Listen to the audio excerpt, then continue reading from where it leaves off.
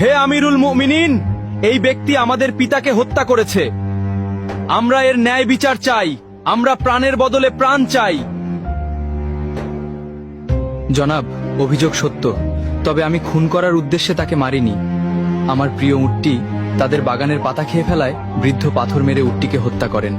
আমি রাগে পাগল হয়ে যাই, তাই আমি পাথর ছুঁড়ে মারলে সেটি বৃদ্ধের মাথায় লাগে এবং তিনি মারা যান। আমি ইচ্ছা করে তাকে হত্যা করিনি জনাব। তুমি নিজের ইচ্ছায় হত্যা করো বা না করো, ইসলামের বিধান অনুযায়ী তোমাকে মৃত্যুদণ্ড গ্রহণ করতে হবে।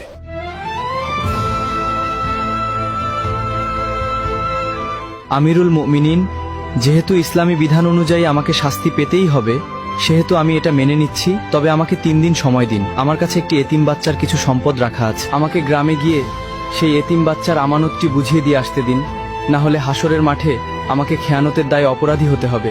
দয়া করে আমার এই আর্জিটা রাখুন জনাব।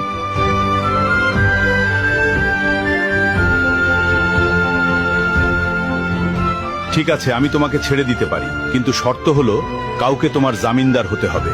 তুমি ফিরে না এলে তাকেই তোমার বদলে মৃত্যুদণ্ড দেওয়া হবে।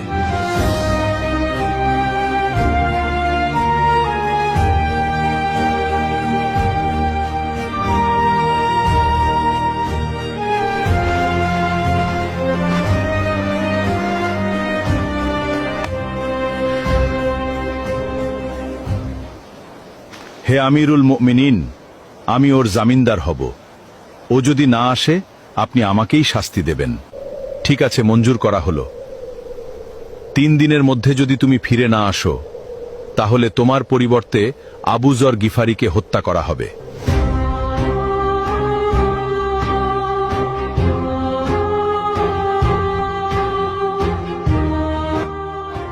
ভাবতেই অবাক লাগছে, সম্পূর্ণ অচেনা একজন মানুষের জন্য আবু যরনের মতো এমন মহান সাহাবী নিজের জীবন বিপদে ফেলে দিলেন। আল্লাহ না করুন, ওই বেদুইন যুবক যদি আজ ফিরে না আসে, তবে আমাদের মাঝ থেকে এমন একজন শ্রেষ্ঠ মানুষের প্রাণ চলে যাবে। কি যে হবে আজ।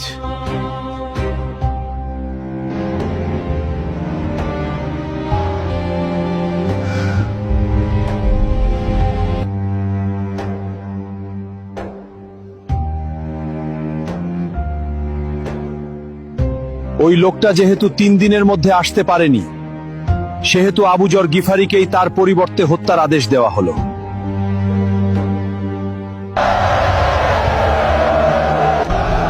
থামুন, সে ফিরে এসেছে।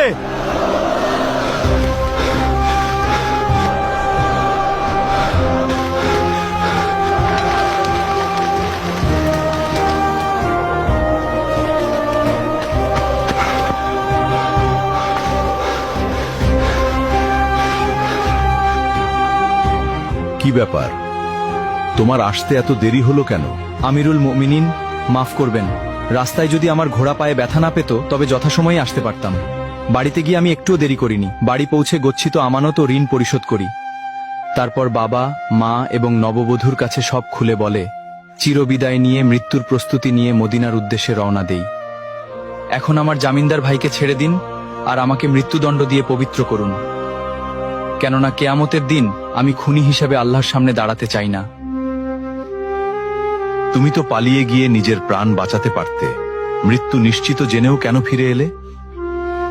আমি ফিরে এসেছি কেউ যাতে বলতে না পারে এক মুসলমানের বিপদে আরেক মুসলমান সাহায্য করতে এগিয়ে এসে নিজেই বিপদে পড়ে গেছিল।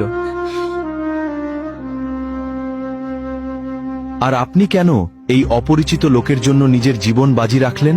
আমিরুল মুমিনিন, কেউ যেন বলতে না পারে এক মুসলমান বিপদে পড়েছিল অথচ কেউ তাকে সাহায্য করতে এগিয়ে আসেনি।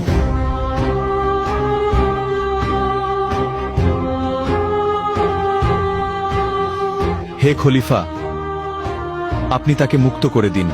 আমরা তার উপর করা অভিযোগ তুলে নিলাম। কেন?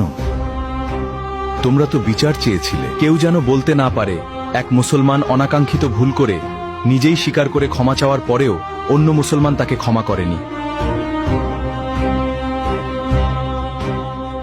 আজ তোমরা প্রমাণ করলে এই উম্মাহার বুক থেকে ওয়াদা পালন একে অপরের প্রতি বিশ্বাস এবং ক্ষমার গুণ হারিয়ে যায়নি। জেনে রাখো, যেখানে বিশ্বাস এবং ক্ষমা থাকে সেখানে আল্লাহর রহমত সবচেয়ে বেশি বর্ষিত হয়।